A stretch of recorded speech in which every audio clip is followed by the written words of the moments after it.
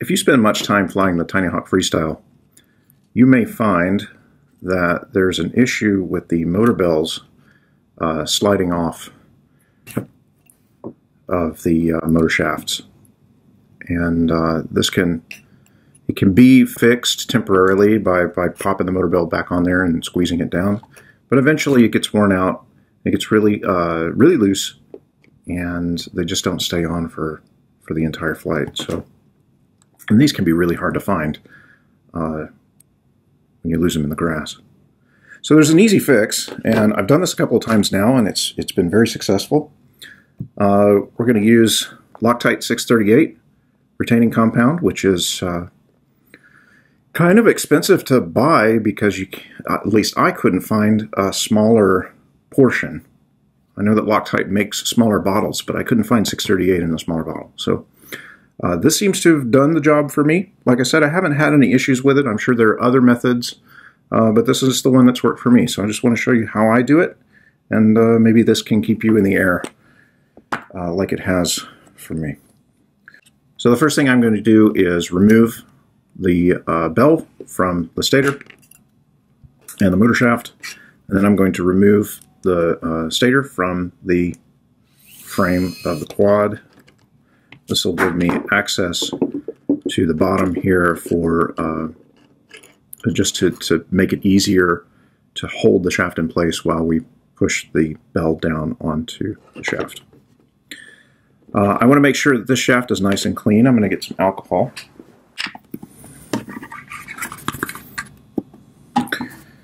Hopefully this will get the grime and grunge off of here that has accumulated through my many encounters with foliage. So that should be nice and clean. We'll wait for that to dry.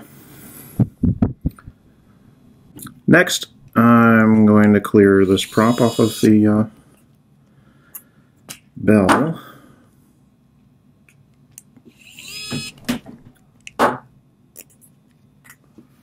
Put that to the side. Now we have our motor bell. And I'm just going to run this toothpick in here to make sure there's, yeah, see, there's a little bit in there.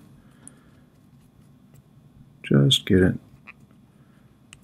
a little bit cleaner.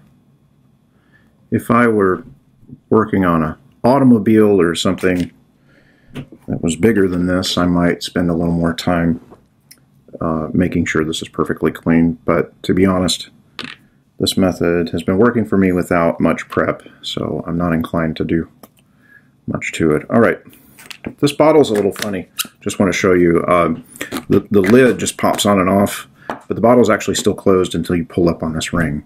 Then you're going to see this reservoir fill up with the product, and I am going to put the tiniest amount on the end of this toothpick.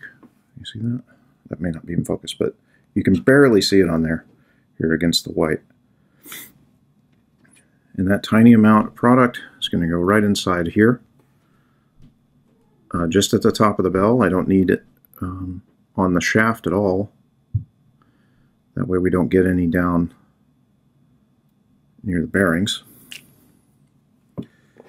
And then I'm just going to fit this on.